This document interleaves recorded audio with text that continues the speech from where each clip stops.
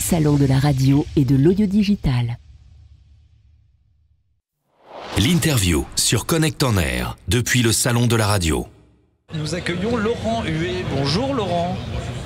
Alors on a la carte de visite, alors c'est directeur exécutif cofondateur de Saouty. Alors moi je veux tout savoir, enfin on veut tout savoir. Qu'est-ce que c'est que ça ? Alors Saouty, c'est une société qui apporte des solutions de podcast et de live à des médias et à des entreprises. Donc on est capable d'héberger, de diffuser, de monétiser des podcasts, mais on est aussi capable de faire du live, des flux, le tout avec une technologie en cloud. Et on a également une équipe éditoriale qui peut accompagner nos clients, en particulier pour la partie entreprise. C'est-à-dire de réaliser les podcasts éventuellement, pour l'entreprise. Voilà, par exemple, on a un client comme Orange, enfin on a pas mal de clients du CAC 40, Orange, voilà, qui nous délègue la production intégrale de tous les programmes internes en communication interne. Mais on fait aussi de la communication de marque pour des grands groupes. Voilà. Quels sont vos clients, si on doit en citer quelques-uns ? Je vous en cite quelques-uns. Orange, Groupama, Crédit Agricole, Engie. Que des petites boîtes, quoi. Que des petites boîtes, CNFPT, Et avec lesquels vous faites des web radios, par exemple, dans l'entreprise ou des podcasts ? Voilà, donc typiquement chez Orange, on a plusieurs médias chez Orange, mais quand on regarde finalement un grand groupe comme Orange, c'est 160 000 employés, donc c'est finalement une ville. Et ça a vocation à avoir son propre média, sa propre télévision, sa propre production éditorialisée de contenu écrit. Et l'audio, comme l'audio est en explosion dans les usages, l'audio s'impose de plus en plus dans les entreprises pour communiquer avec les salariés. En plus, c'est très pratique quand on est au travail. 50%, je crois qu'il y a plus de 50% des gens qui ont des casques dans les open space et dans les entreprises. Aller écouter le podcast ou voir l'émission en direct. Chez Renault, par exemple, on avait une super émission en direct avec le directeur monde des ventes qui annonçait les résultats à tout Renault dans le monde entier en temps réel. C'est très sympa. Les gens sont dans leur poste de travail, ils écoutent. Éventuellement, ils peuvent tchatcher, intervenir par téléphone, on peut faire de l'interactif, poser des questions par chat et puis avoir des réponses en direct du responsable des ventes ou d'un chef de projet. C'est très sympa et ça marche très bien. Donc vous utilisez les réseaux sociaux et là, en l'occurrence, l'exemple que vous citez, c'est pas du podcast. On est chez Renault, c'est du live. Ouais. Mais on a aussi des entreprises qui nous disent nous, on n'a pas forcément envie de faire du live. Par contre, on va sortir des séries de podcasts, quelques podcasts ça peut être plus modeste, ça peut être du délinéarisé, effectivement. C'est en fonction des besoins de la communication. Et les podcasts sont mis à la disposition des salariés de l'entreprise ? Oui, c'est-à-dire que c'est là que le bras technologique de Saouty intervient, c'est qu'on sait sécuriser, intégrer dans des environnements, dans des écosystèmes d'entreprise qui peuvent être complexes, donc des applications mobiles internes, des portails internes, des intranets qui doivent être sécurisés, qui doivent répondre à un certain nombre de contraintes techniques. Eh bien, on sait intégrer l'audio, le podcast vers des véritables sites médias avec les podcasts qui sont présentés, la grille de programme qui est présentée. Quand c'est du direct live, on fait pas mal de radio filmée aussi. Donc là, en direct live, dans l'intranet de l'entreprise, vous avez l'émission qui se lance. Ça, c'est notre volet entreprise. On a aussi un volet média, puisqu'on fournit aussi des médias comme Ouest France, par exemple, pour leurs solutions audio. Vous apportez quoi aujourd'hui sur ce salon ? Vous avez des innovations ? Vous venez chercher de nouveaux clients ? Alors, aujourd'hui, sur ce salon, ce qui nous intéresse, c'est de rencontrer les producteurs de podcasts, de contenu, de rencontrer les médias qui ont vocation à pousser leur propre contenu, mais aussi de pousser des contenus de producteurs. Et puis de leur présenter notre technologie, qu'ils comprennent ce qu'on fait, qu'ils comprennent comment on peut les accompagner. Alors il se trouve qu'il n'y a pas trop d'entreprises sur ce salon, donc on est plutôt là tourné vers notre clientèle média plutôt que vers la clientèle entreprise, même si l'entreprise c'est une grosse partie de notre chiffre d'affaires et de notre business. Vous travaillez aussi avec l'éducation nationale ? Oui. Alors expliquez-nous. Alors on délocalise les profs. C'est-à-dire que maintenant les profs vont pouvoir faire les cours de leur salon. Et à la radio. La radio. Non, notre approche sur l'éducation nationale, c'est une approche qui est, je dirais, assez complémentaire d'une approche à la Radio France. Chez Radio France, par exemple, ils ont fait interclasse. C'est quoi le principe ? On descend dans les classes des journalistes et on explique aux profs et aux élèves ce que c'est que la radio. Nous, notre approche, elle est complémentaire.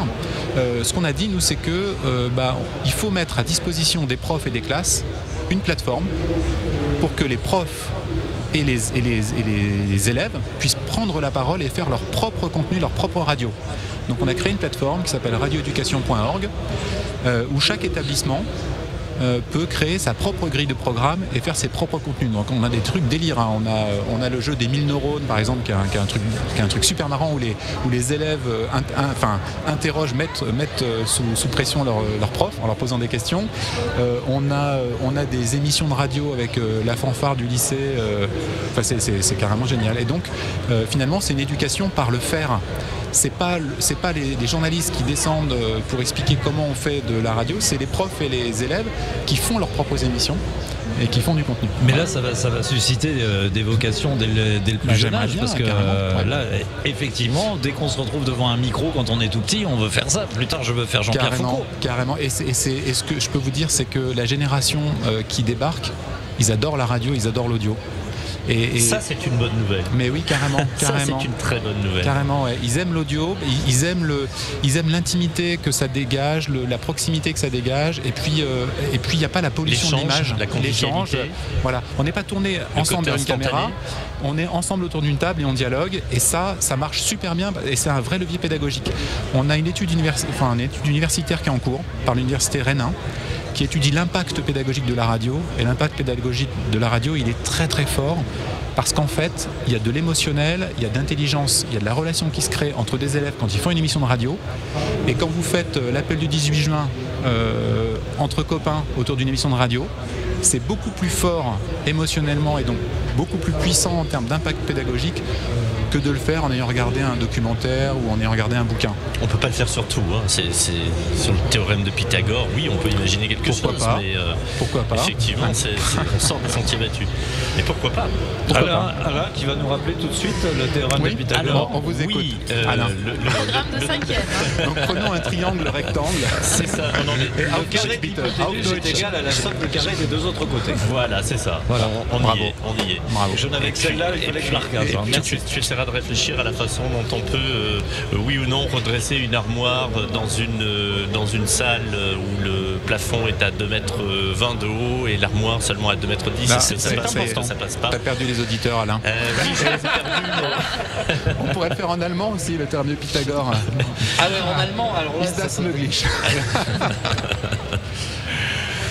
Et donc vous êtes perdu. Vous êtes perdu. Voilà, c'était l'éducation.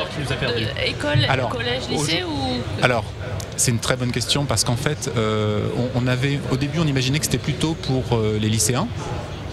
Et puis en fait, les universitaires nous ont dit non, c'est génial avec les collégiens aussi. Donc on a des lycées, typiquement on travaille avec l'Académie de Créteil, il y a énormément de lycées, mais il y a aussi beaucoup de collèges. Avec l'Académie de Rennes, on a pas mal de collèges qui sont étudiés, suivis par les universitaires sur cette fameuse étude de l'impact pédagogique. Et puis dernièrement, on a eu des écoles maternelles qui se sont les primaires, j'allais en parler, qui s'intéressent parce que si vous prenez l'exemple des US, aux US, on donne la parole très très tôt aux enfants, on leur demande de raconter leur week-end chaque lundi matin, de prendre la parole. Entre eux pour qu'ils s'écoutent, pour qu'ils apprennent à communiquer. Et ben on se rend compte que finalement mettre des enfants autour de micro puis de faire un petit podcast ou une émission de radio, ça leur apprend à communiquer, à écouter les autres, à hiérarchiser, etc. Et à cet âge-là, ils n'ont pas de filtre. Et ils n'ont pas de filtre, donc c'est très sympa. Et justement, c'est à cet âge-là que tout se crée, où généralement on se crée les complexes quand on est petit, parce qu'on n'ose pas prendre la parole. Moi je sais, parce que ça peut paraître paradoxal, mais c'est ce qui m'est arrivé quand j'étais tout petit, je n'osais pas parler. Puis le jour où il a commencé à parler, il s'est plus arrêté.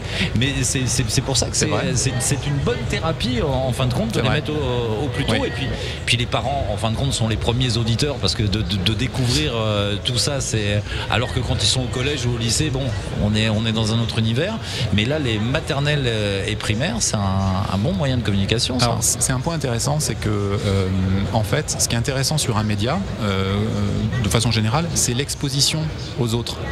C'est-à-dire que tout de suite, ça met un peu de tension, ça met un peu de pression, de stress éventuellement, mais se dire on est écouté par les parents, pas que par ceux qui sont autour de la table en ce moment, c'est toute la force en fait d'un média, c'est tout l'intérêt. Ça met sous tension, ça met de l'enjeu, donc et à nouveau c'est ce fameux levier pédagogique, parce qu'il y a de l'émotionnel, parce qu'il se passe des choses. Je communique pas tout seul dans mon coin, je m'engage, je communique vers les autres et puis vers des gens qui m'écoutent, qui sont nombreux. Et n'empêche que en primaire, je vois, ça aide aussi très certainement à l'écriture, parce qu'il y a forcément une préparation de tout ça.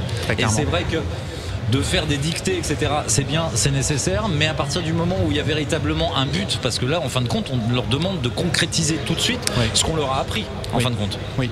Alors les enseignants apprécient énormément la radio parce que c'est un média qui finalement nécessite cette préparation et finalement assez proche de l'écrit au sens où il faut d'abord se sourcer, aller chercher les infos, préparer, savoir qui on va interviewer, comment dérouler un peu en amont pour faire une bonne émission et donc c'est aussi pédagogique de ce point de vue-là. Il y a de l'écrit, il y a de la préparation amont effectivement. Et avant qu'il y ait la radio, nous c'était les exposés à l'époque où effectivement il y a toujours les exposés. Mais là à la radio ça permet effectivement de le faire découvrir à tout le monde en fin de compte. Et puis dans la radio il y a cette notion de timing, il y a cette notion d'équilibre du temps de parole. Voilà, il y a d'autres choses. On est aussi dans la communication. L'exposé ça peut potentiellement être un long tunnel. Là il y a vraiment de l'échange, il y a des choses qui relèvent de l'apprentissage aussi, qui sont vraiment importantes à apprendre. Interagir, laisser de la place, etc.